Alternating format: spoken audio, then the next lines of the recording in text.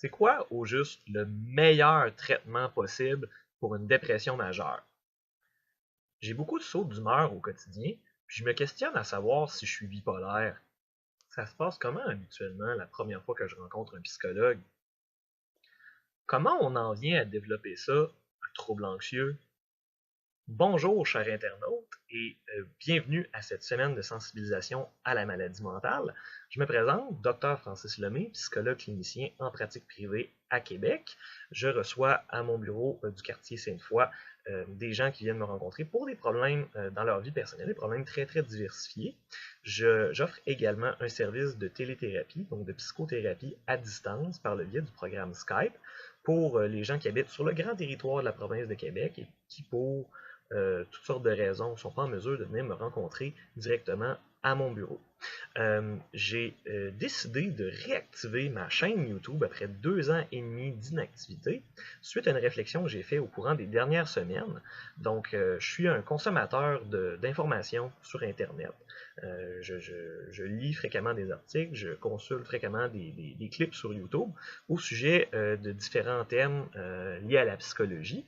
Puis, au fil des derniers mois, des dernières années, je suis arrivé à la conclusion qu'il y a énormément d'informations crédibles au niveau scientifique, énormément d'informations accessibles, faciles à lire, qui proviennent d'experts en santé mentale reconnus, originaires, je dirais souvent des États-Unis, originaires souvent d'Angleterre, originaires d'Australie, puis originaires du Canada anglais. Je me rends compte cependant que dans le monde francophone, au niveau de l'Internet, on a beaucoup moins de ressources, je dirais, qui viennent du Québec. On a beaucoup d'experts en santé mentale très, très crédibles et qui font une excellente vulgarisation scientifique dans nos médias, à la télévision, à la radio, dans les journaux. Par contre, à moins, peut-être que je me trompe, peut-être que j'ai un biais et n'hésitez pas à me corriger si c'est le cas, s'il y a des gens qui sont passés sous mon radar.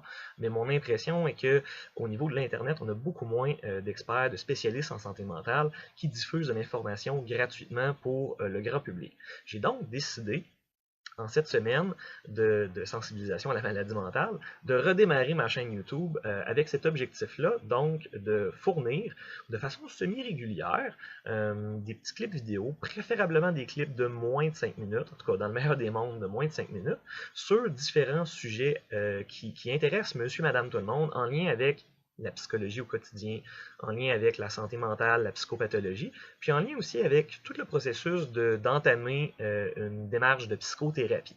Donc, le but de ce clip, en fait, c'est le suivant, c'est de vous demander votre aide. Si vous vous intéressez ou vous questionnez sur différents sujets liés à la psychologie, puis que ça ne vous tente pas d'aller sur Google, de taper votre question, puis de vous fier au résultat qui va apparaître en tant que première page, ben, je vous inviterai à me contacter, donc soit dans la section commentaires de ce vidéo YouTube, soit par le biais de ma page Facebook professionnelle, Dr Francis Lemay, PhD psychologue, ou alors par le biais de mon site web, psychologiedéploiement.com. Donc, allez dans la section contact, puis vous pouvez me contacter directement par là.